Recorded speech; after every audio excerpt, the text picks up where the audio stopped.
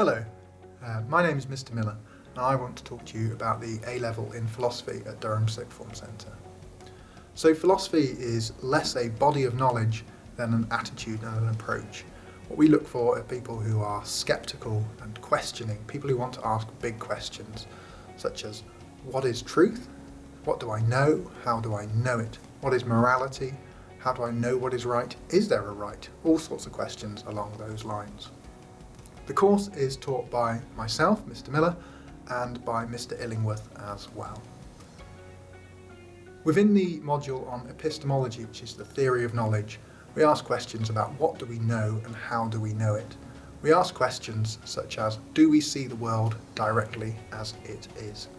You may have come across the idea of the white and gold dress, blue and black, you may think. And what that might suggest to you is that although two people look at the same thing, they both see that thing differently. If that's the case, whatever it is that we are perceiving must be in our minds and not purely out there in the world. Likewise, in morality and ethics, we ask questions about what is the right thing to do? How do we know what is the right thing to do? Should we look at the consequences of what we do, the outcomes? Should we look at why we behave as we do? When you've said to your parents, but I didn't mean to, you're thinking about why you did it. When someone said to you, look what you've done, they're thinking about the consequences of what you've done. Equally, however, sometimes there's that worry that maybe there is no real morality. It's just a made-up idea by human beings. In Metaphysics of Mind, we ask how can it be that for 13.7 billion years, the matter you are made of has existed as atoms, and it has never been self-aware. And then it's come together in your brain, and suddenly you are matter thinking of itself. And we ask, how can that be? What is consciousness? Why are we conscious? What does consciousness do? And those are unanswered questions. Finally, we also look at the metaphysics of God. This is an area where we think about what does the language of religion mean? What does it mean to say God is omniscient or omnipresent? What does it mean to say that God is like a father? Do those ideas make sense? Does the idea of being omnipotent make sense? You may, even in the playground as a child, have said, what happens when the unstoppable force meets the immovable object?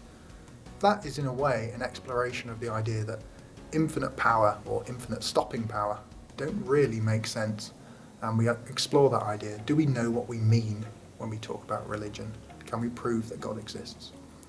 The assessment for the course is entirely by exams at the end, and those exams cover a wide variety of skills. Everything from do you know things, can you define key terms and ideas, right through to the really important ideas such as can you argue intelligently and coherently for a position that you find compelling.